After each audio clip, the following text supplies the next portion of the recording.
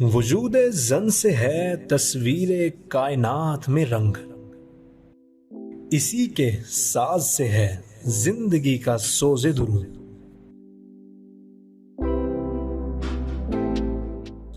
शरफ में बढ़ के सुरैया से मुश्त खाक इसकी, कि हर शरफ है इसी दुर्ज का दुरे मकनू।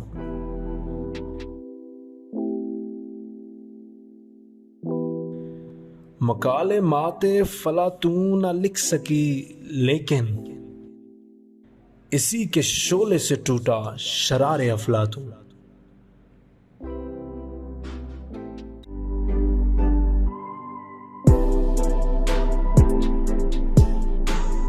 वजूद जन। बिस्मिल्लाहिर्रहमानिर्रहीम, अस्सलाम वालेकुम। I am Saima Ali. वजूद जन के अगले एपिसोड के साथ हाजिर हैं। जेसिका एक 27 साला विडो हैं जो ब्राज़ील से ताल्लुक़ रखती हैं और आजकल दुबई में मुकीम हैं। पिछले 5 सालों में उन्होंने क्रिप्टो करेंसी के ज़रिए मिलियंस कमाए और उनका कहना था कि शायद यही इस वक्त हमारी दुनिया का फ्यूचर है। और फिर एक विडो होने के नाते और 2 बच्चियों को पालने के लिए भी उन्हें समझ आई कि मैं अपनी बच्चियों के साथ ज़्यादा वक्त नहीं बिता पाती। उन्होंने इन्वेस्टमेंट के कुछ नए तरीके ढूंढने शुरू किए। आजकल वो ज़्यादा से ज़्यादा प्रॉपर्टी इन्वेस्टमेंट करती हैं और पूरी दुनिया में कर रही हैं। और इसकी वजह सिर्फ यही है कि वो अपनी बच्चियों के साथ ज़्यादा वक्त बिता सकें और अपनी फैमिली के साथ उनकी तालीम पे भी तवज्जो दे सकें और उनके तमाम चाइल्डहुड को एंजॉय कर सकें। जेसिका का कहना है कि एक एम्पावर्ड वुमेन के लिए ज़रूरी है कि वो अपनी फाइनेंशियल फ्रीडम को हासिल कर सके।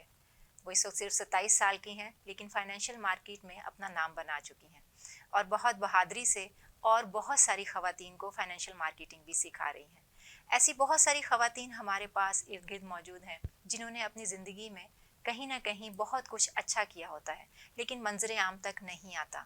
और इंस्टीट्यूट ऑफ सदर्न पंजाब ने जब यहाँ पर ख़वातीन को किसी भी शोबे में लेने के लिए सोचा और जितनी भी जगहों पर जो मुख्तलिफ शोबाजात में हमारे पास जो ख़वातीन काम कर रही हैं वो अपने अपने शोबे की कमाल ख़वातीन हैं। आज हमारे साथ आर्किटेक्ट डिपार्टमेंट से आर्किटेक्ट गुलेज़ारा मौजूद हैं। बुरेवाला की पैदाइश है और उसके बाद यूईटी से उन्होंने अपनी तालीम मुकम्मल की, लेकिन हमारे साथ अपनी ज़िंदगी के कुछ और पल भी शेयर करेंगी। अस्सलाम वालेकुम। वालेकुम अस्सलाम मैम।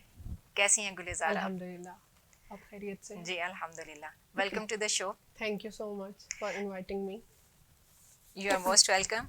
गुलेज़ारा, आपने जब हमारी पहले डिस्कशन हुई थी तो आपने कहा कि बुरेवाला में सिर्फ पैदाइश हुई थी जी, लेकिन आपकी जो क्वालिफिकेशन है वो उसके बाद शोर कोर्ट में हुई। बिल्कुल। वो इस तरह से मैं इसको एक्सप्लेन कर सकूंगी कि जब पैदाइश मेरी बुरेवाला में ही हुई, लेकिन क्योंकि अब्बू पीएएफ से थे तो फिर वहाँ पे बचपन काफ़ी गुजरा, दोस्त वहीं पे बने, शोरकोट में रफ़ीकी एयर बेस पे बेसिकली टाइम गुजरा। सही। और उसके बाद फिर रिटायरमेंट जब अब्बू की हुई उसके बाद हम लोगों ने दोबारा से, क्योंकि आबाई इलाका था बुरेवाला, तो वहाँ पे दोबारा से शिफ्ट किया। सही। इस तरह से। तो कैसा बचपन था आपका? शरारती या बहुत संजीदा? बचपन बहुत लड़कियों के सारे दोस्तों में थे ही लड़के ज़्यादा, लड़कियां बहुत कम थीं। और इस तरह से था कि जो हमारा स्कूल था वहाँ पे भी इतना हम लोग एक मिक्स मोड सा एनवायरनमेंट था कि लड़का लड़की वाली कोई बात ही नहीं थी। बचपन में तो यूं ही गुजरा। और मेरा खुद जिस तरह से अम्मी अब्बू मुझे देख रहे थे वो भी लड़कों की तरह ही, कि थोड़ा गेटअप भी वैसा ही था, तो उस गेटअप ने इस चीज़ को मज़ीद इंक्रीज़ कर दिया। और फिर जो मेरी कंपनी थी उसमें भी मेरे सारे मतलब थोड़ा बॉयश काइंड ऑफ सारा गुजरा। मतलब कॉन्फिडेंस इतना पेरेंट्स ने भी दिया। बिल्कुल बिल्कुल। तो ये आर्किटेक्ट बनने का ख्याल कैसे आया? आर्किटेक्ट मेरी पर्सनल चॉइस नहीं थी, आर्किटेक्ट होना मेरे अब्बू की चॉइस थी। अच्छा। I did my FSc in pre engineering और उसमें फिर मैंने मतलब बुरेवाला से ही क्योंकि किया तो वहाँ पे मैं एट दैट टाइम टॉपर थी। मैं खुद चाहती थी कि मैं इलेक्ट्रिकल इंजीनियरिंग में जाऊँ, यानी मेरा जो पैशन था, या फिर मैं सिविल करना चाहती थी। लेकिन फिर अब्बू की चॉइस के अकॉर्डिंग मैंने खुद को शिफ्ट किया टुवर्ड्स आर्किटेक्चर। लेकिन उसमें भी जाके एक बड़ी डिफरेंट सी चीज़ हुई कि मुझे नहीं पता था कि मेरी डिग्री 5 साल की है। अच्छा। मतलब मैं चली गई क्योंकि अब्बू ने ही सारे फॉर्म्स फिल किए, ही डिड एवरीथिंग, और उसके बाद बस मुझे जाना था, मैं वहाँ पे पहुँची हूँ। और फिर उसके बाद 1 वीक के बाद मुझे पता चला कि मेरी डिग्री 5 साल की है। अच्छा। और फिर 5 साल की डिग्री के जब पता चला, आई डिसाइडेड कि मैं दोबारा से एंट्री टेस्ट दूंगी यूईटी का और दोबारा से अपनी चीज़ को अचीव करूंगी। लेकिन फिर ये चीज़ जो थी 1 साल बाद मैं दोबारा से अवेल कर सकती थी। और फिर दोबारा मैंने एंट्री टेस्ट दिया अच्छा। लेकिन फिर मैंने आर्किटेक्चर को चेंज नहीं किया। अच्छा। ऑल्दो मेरा हो भी चुका था मज़ीद डिपार्टमेंट्स में एडमिशन, लेकिन मैंने उसे फिर क्विट कर दिया। मैंने यही कहा कि अब जो अब्बू का पैशन है वही मेरा पैशन है, और वो उस वक्त सही। तक एक साइकी भी डेवलप हो चुकी थी कि मैं उस चीज़ को दोबारा से उस चीज़ से रिफ्रेन नहीं कर सकती थी। सही सही। तो फिर आपको उनकी चॉइस अपने लिए भी ठीक लगने जी, लगी। बहुत मुनासिब और बहुत अच्छी चॉइस थी जो भी। तो कैसा रहा थ्रू आउट आपका जो एजुकेशन प्रोग्राम्स हैं इनको यूईटी से पढ़ने का एक्सपीरियंस? जी, यूईटी में इस तरह से था कि इन 2012 आई गॉट इनरोल्ड, और उसके बाद ये था कि वहाँ पे जब हम लोग गए हैं बहुत ज़्यादा कंपटीशन का एक एनवायरनमेंट था ऑल्दो, लेकिन ये था कि आर्किटेक्चर के अंदर स्पेसिफिकली अगर हम बात करें तो उसमें बहुत ही हमें एक्सपोजर रिक्वायर्ड था, जो सही। शायद एफएससी में या प्री इंजीनियरिंग के बैकग्राउंड से होने की वजह से उस तरह से एक्सपोजर नहीं था। बहुत ही लाइक बुक वर्म टाइप के हम स्टूडेंट्स होते थे तभी Okay. इस तरह से करते थे काम। लेकिन ये है कि जब हम वहाँ पे गए हैं तो आहिस्ता आहिस्ता से चीज़ें समझ आना शुरू हुई हैं कि अब हम लोगों का वैसी चीज़ें नहीं चलेंगी, अब हम वो बुकिश चीज़ को सिर्फ नहीं लेने आए, हम बेसिकली एक्सपोजर को गेन करने आए। सही। उसके लिए फिर फैक्ट्रीज के विजिट और जिस तरह भी आर्किटेक्चर वाइज सही। चीज़ों को मैनेज किया। सही, ज़बरदस्त। तो मुझे ये बताएं कि जैसे आपने कहा कि बचपन आपका इस तरह का था, जी तो कभी बाबा की फील्ड को ज्वाइन करने का नहीं सोचा आपने कि मैं उस तरफ जाऊं? जी बिल्कुल, मैंने ट्राई किया, और हाँ। मैंने यहाँ पे मतलब ऐसे ही पहले तो ये था कि मैं चाहती थी, शुरू से ही चाहती थी कि मैं एयरफोर्स या आर्मी को ज्वाइन करूँ। फिर उसके लिए मैंने एक अटेम्प्ट भी ली, और उसमें जब मतलब स्टार्ट में इनिशियल सारे क्लियर हुए, मेडिकल हुआ, इनिशियल ऑब्स्टेकल्स या जो कुछ भी था, फिजिकल क्लियर हुआ, उसके बाद आईएसएसपी का आपको टाइम मिलता है और उसमें आपका तकरीबन 1 मंथ का आपका गैप आ जाता है। उस गैप के बाद आईएसएसबी में मैं अपीयर हुई। ये था कि वो जाना मेरे लिए एक टास्क था, क्योंकि मैं एक ही बेटी थी अब्बू की, तो वो उनको ये था कि अभी अकेले जाके, और ख़ास तौर पे 2 आईएसएसबी सेंटर्स के होने की वजह से, गुजरांवाला और कोहाट, तो कोहाट में 5 दिन बगैर फ़ोन के, बगैर वालिदैन से कांटेक्ट के अच्छा। रहना वो एक अजीब चीज़ थी, क्योंकि एक दिन में जहाँ पे 3-3 4-4 बार बात हो रही होती है वहाँ पे बात ही नहीं हो रही। ये चीज़ चैलेंजिंग थी, लेकिन ये था कि अब्बू ने मुझे हर तरफ ही बहुत सपोर्ट किया कि मतलब उन्होंने मुझे कहीं पे जाने से कभी नहीं रोका। उन्होंने हमेशा ही मुझे ये कहा, कोई ट्रिप है दूर से दूर है, ही सेड के यू शुड गो। और कभी लिहाजा ये चीज़ मेरे लिए एक बड़ी पॉजिटिव चीज़ थी कि अब्बू की तरफ से मुझे बहुत सपोर्ट मिली, और मैंने हर चीज़ को उस तरह से अचीव किया। सही। तो फिर आप गई कोहाट या जी, कोहाट गई मैं, आईएसएसबी के सारे टेस्ट हुए, और वहाँ पे जो हमारे 4-5 दिन गुजरे, वहाँ पे ये होता है कि आपको डिफरेंट तरह की चीज़ें आपको फेस करनी पड़ रही होती हैं। पहले सही। आपके टेस्ट हो रहे होंगे, उसके बाद 3rd डे पे आपको कुछ फिजिकल ऑब्स्टेकल्स होंगे, तो उसमें मल्टीपल ऑब्स्टेकल्स होते हैं। और ये था कि वहाँ पे अब जो सारी गर्ल्स थी, ऑब्वियसली हमारे 200 का पैनल था जो उस टाइम हम लोग टेस्ट के लिए गए हुए थे, तो उसमें अब जो ऑब्स्टेकल्स थी वो 1 फीट से लेके 10 फीट तक वेरी करती हैं। ओके। और आपको एंड पे ही 10 फीट वाली आपको ऑब्स्टेकल को मतलब आपको क्रॉस करना होता है। और उस वक्त ये मैंने किया था कि मैंने मतलब मुझे अच्छा लग रहा था, बड़ा इंटरेस्टिंग लग रहा था, वो एक क्यूरियोसिटी थी उस चीज़ के अंदर कि मैं सबसे पहले 10 फीट वाले को करूं। अच्छा। और फिर वहाँ पे से मैंने जंप किया 10 सही। फीट से, और मैं नीचे गिरी, और बहुत बुरी तरह गिरी, लेकिन अल्हम्दुलिल्लाह कुछ सही हुआ है। नहीं। लेकिन जो मेरे मतलब साथ वाली एक पीस में ही रही, टूटे फूटे टूटे फूटे नहीं, लेकिन जो सही। मेरी साथ वाली थी, जो गर्ल्स थी, किसी के पाँव में फ्रैक्चर हुआ, किसी के बाजू में फ्रैक्चर हुआ, सही। तो इस तरह से वो चीज़ें थी। लेकिन that was a beautiful exciting experience. Okay. तो फिर आप ज्वाइन नहीं कर पाई अपने सारे टेस्ट ज्वाइन इसलिए नहीं किया क्योंकि रीज़न ये था कि एक तो आर्किटेक्चर से, और दूसरा ये कि उनमें फिर आपको पता है आर्मी में चीज़ें बहुत और तरह से चल रही होती हैं, तो ये था कि उसकी वजह से शायद मैं अपनी फील्ड से बहुत ज़्यादा दूर हो जाती, या जो एक अच्छा। मेरा एसेंस था मेरी सही। डिग्री का, हाँ। वो कहीं ना कहीं गुम हो जाता। तो फिर आपने उसे क्विट कर मैंने दिया क्विट किया अपनी मर्जी से? अपनी मर्जी से। मतलब अपने शौक को छोड़ के आपने हाँ जी। आर्किटेक्ट को। अच्छा, तो इस फील्ड में जो है, जो आपकी आर्किटेक्चर की फील्ड है, इसमें आपकी स्पेशलिटी क्या है? सबसे ज्यादा क्या करना सबसे अच्छा ज़्यादा लगता है? Interior design. Interior Okay. Design इस वजह से बहुत इंटरेस्टिंग है क्योंकि एक तो स्पेसिफिक एक आर्किटेक्ट के लिए प्लानिंग है, सही। या फिर साइट प्लानिंग है, मास्टर प्लानिंग है, उसके बाद इंटीरियर डिज़ाइन है, सही। या फिर लैंडस्केपिंग है अल्टीमेटली। अच्छा, अब जब हम इसमें बात करते हैं, एक तो हम लोग प्लान करें कि हमें स्पेसेस को प्लान किस तरह से करना है, दूसरा सही। हमारे पास इसमें ये कहा जाता है, जो इंटीरियर डिज़ाइन की अगर मैं बात करूँ उसमें हमारे पास ऑप्शंस है। हाँ। We can play with the materials, with colours, with aura of the space. सही। So these are the points basically कि जिसकी वजह से इंटीरियर डिज़ाइन एक बहुत ही इंटरेस्टिंग एक अमेलगमेटेड सही। वर्जन क्रिएट होता है कि जिसमें आप अपनी थॉट्स के अकॉर्डिंग, अपने टेस्ट के अकॉर्डिंग चीज़ों को डील कर सकते हो, और क्लाइंट को भी उस चीज़ पे प्रूव करके आप ला सकते हो। सही सही। तो इसमें बंदे की जो अपनी पर्सनालिटी है या उसको फर्ज करें कोई रंग पसंद है तो क्या वो ज्यादा अच्छा लगते रहते हैं या फिर आप वेरिएशंस करते हैं, कुछ नए वेरिएशंस एक्सपेरिमेंट्स? होती हैं क्योंकि देखिए जो क्लाइंट है उसकी भी कोई थॉट है, मतलब अल्टीमेटली हमारा डिजाइन जो है आर्किटेक्चर, अगर ये बात करें हम, user is the main focus, क्योंकि अगर एक स्पेस को हम डिजाइन करें और यूजर ही हमारे उसमें कंफर्टेबल नहीं है या वो उसके अकॉर्डिंग अपने आप को नहीं एडजस्ट कर पा रहे तो वो हमारा फेल्ड डिजाइन है। तो लिहाजा हमारा जो हमारी प्रायोरिटी होती है वो ये होती है कि यूजर की साइकी के अकॉर्डिंग हम अपनी चीजों को डेवलप करते हैं। इसके लिए हमें सबसे पहले जरूरी ये होता है कि हम क्लाइंट ब्रीफ लें कि वो क्या चाहते हैं, वो किस तरह के कलर्स में रहना पसंद करते हैं, फिर उसके बाद हम अपनी स्पेसेस को डिजाइन कर रहे होते हैं। कितनी प्राइवेसी चाहिए, कितना एक्सपोजर चाहिए, इस तरह से, और कलर्स क्या होंगे वगैरह वगैरह। जितना आपने अभी बताया कि बड़ा एडवेंचरस आपका बचपन था और लड़कपन था और कॉलेज और यूनिवर्सिटी लाइफ थी, तो इसमें यकीनन बहुत ज्यादा चैलेंजेस भी आए होंगे। इन सब के बारे में हम बात करेंगे एक छोटे से ब्रेक के बाद।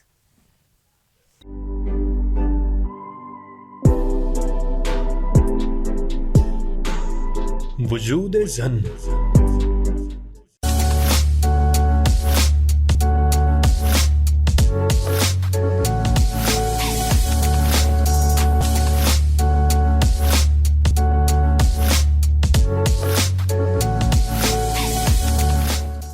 Imagine the world without design.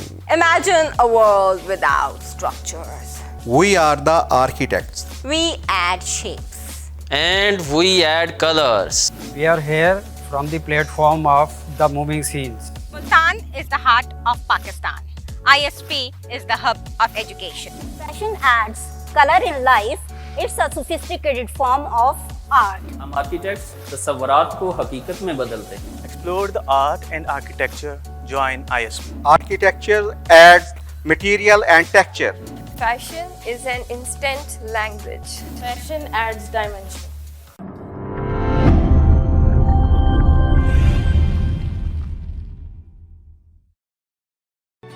Institute of Southern Punjab Multan, the largest and pioneer degree awarding institute in South Punjab region.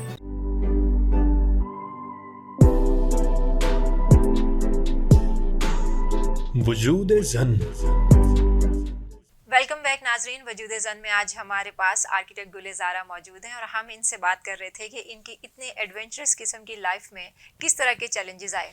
जी, अगर चैलेंजेस की बात करें, जब हम आर्किटेक्चर डिग्री के दौरान में इस तरह से हुआ था कि हमें एक डॉक्यूमेंटेशन का प्रोजेक्ट मिला था और वो प्रोजेक्ट जो था that was in walled city Lahore. आप जिस तरह से कि लाहौर वॉल्ड सिटी के 13 गेट्स हैं जिसमें से एक गेट टकसाली गेट है और वो वाला जो गेट है उसके करीब ही फिर आपको रेड लाइट एरिया या वो एक रिस्ट्रिक्टेड एरिया बेसिकली वो आपको मिलता है।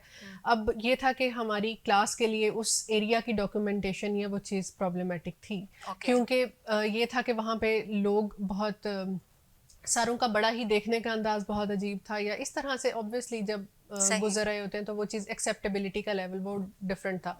ऑल्दो हम तो सिर्फ अपने काम के लिए वहाँ पे गए थे। तो इस तरह से हुआ था कि जब हम लोग वहाँ पे गए तो हम लोगों को वहाँ पे काफ़ी कहा गया कि आप लोग यहाँ पे क्यों आ रहे हो, जबकि हमारा तो ताल्लुक सिर्फ आर्किटेक्चर से था।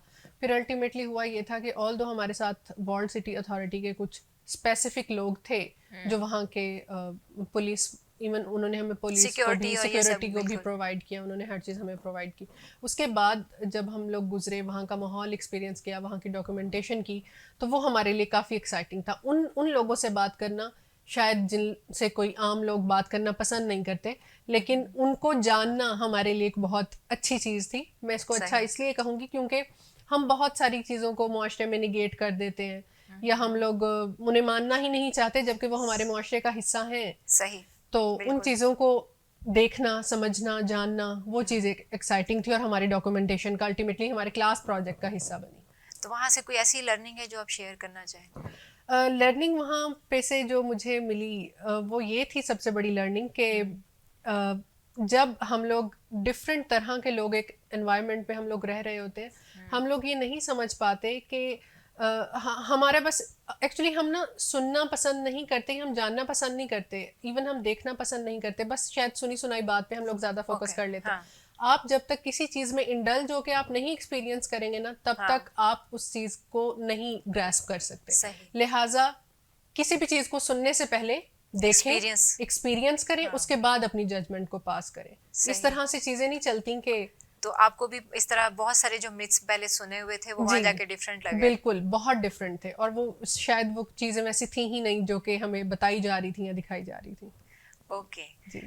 तो अब आपकी कुछ जो है लाइफ अचीवमेंट्स के बारे में बात कर लेते हैं। हाँ जी। जो आपको बहुत एक्साइटेड मोमेंट, कोई अचीवमेंट ऐसी पर्सनल लाइफ में भी हो सकती है, मतलब अपने बहन भाइयों की शादियों पे भी बाज़ औक़ात हम पूरी जिंदगी में सबसे ज्यादा खुश हुए होते हैं। हाँ जी, हाँ जी। तो ऐसा कोई लाइफ का टाइम है जब आप बहुत ज्यादा हैप्पी मूड में?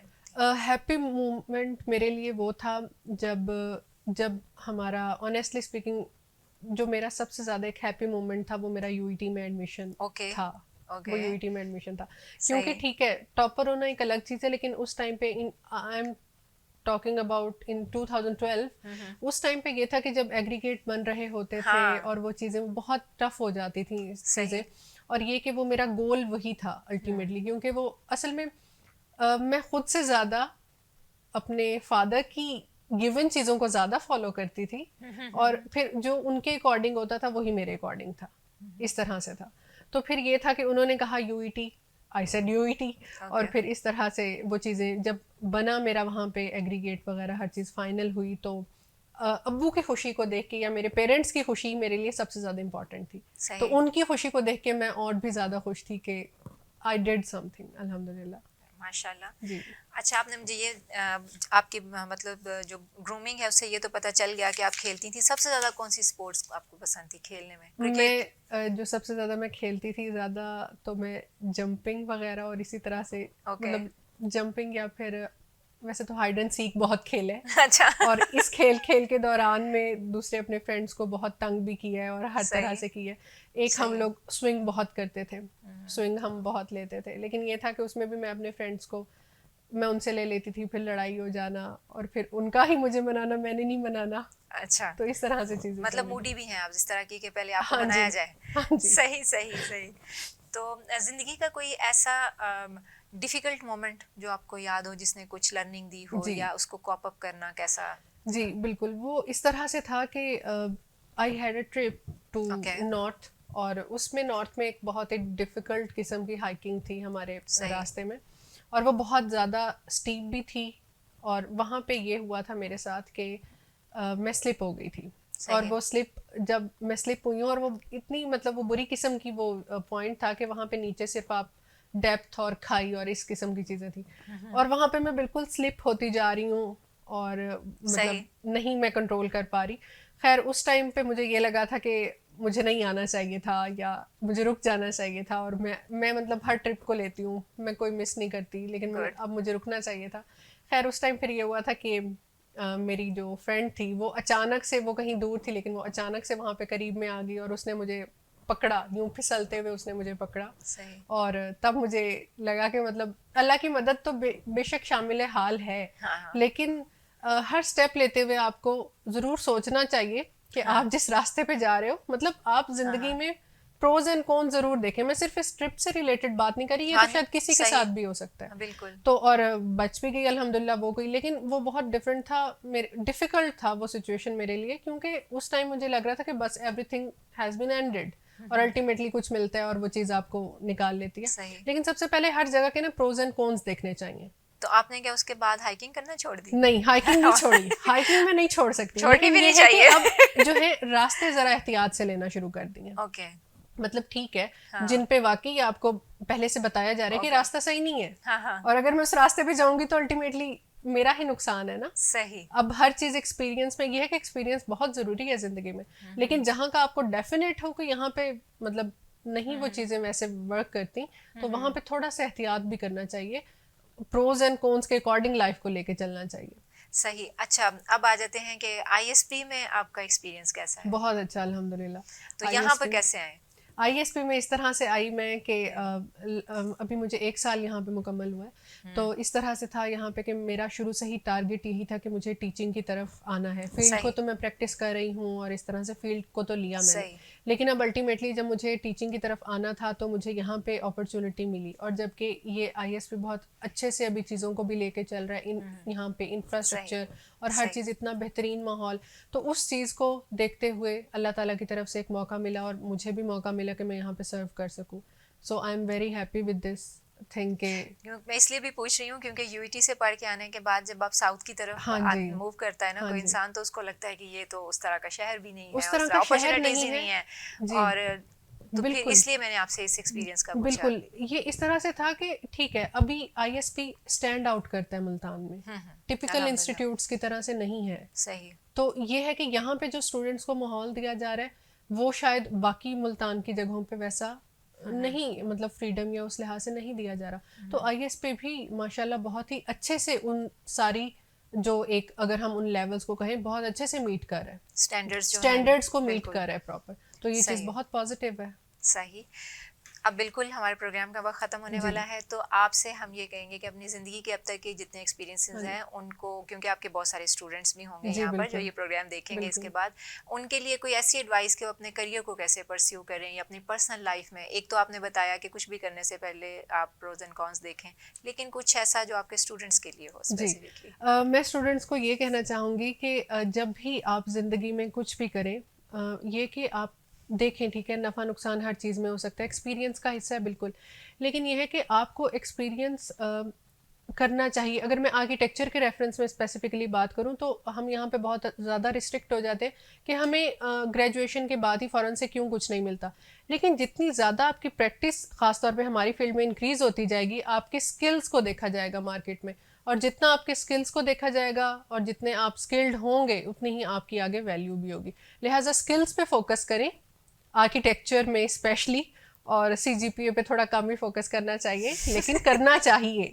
अल्टीमेटली। लेकिन यह कि आप अपने स्किल्स को बेस्ट बनाएं तो इंशाल्लाह आप लोग आगे फील्ड में भी बहुत एक्सेल करेंगे। थैंक यू आर्किटेक्ट गुलज़ारा, बहुत अच्छा लगा आपसे बात करके। Talk to you. Thank you. और आपके साथ बात करके बहुत अच्छा लगा। और यंग जितने भी हमारे पास इंस्टीट्यूट ऑफ सदर्न पंजाब में जो बिल्कुल यंग लॉट है, ये बहुत ज़बरदस्त है, बहुत एनर्जेटिक है, और ख़ास तौर पर यहाँ की ख़वातीन जो इस वक्त यहाँ पे जितनी भी ख़वातीन किसी भी शोबे में काम कर रही हैं, धीरे धीरे सबको आपसे मिलाते रहेंगे, यूं ही जगमगाते सितारों के साथ आते रहेंगे हम। तब तक के लिए इजाज़त दीजिए, अल्लाह हाफिज़। पाकिस्तान जिंदाबाद, ISP पाइंदाबाद।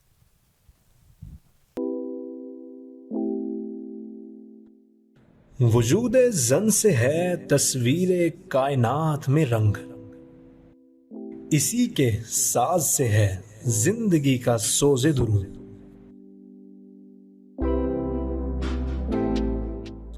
शरफ में बढ़ के सुरैया से मुश्त खाक इसकी, कि हर शरफ है इसी दुर्ज का दुरे मकनू।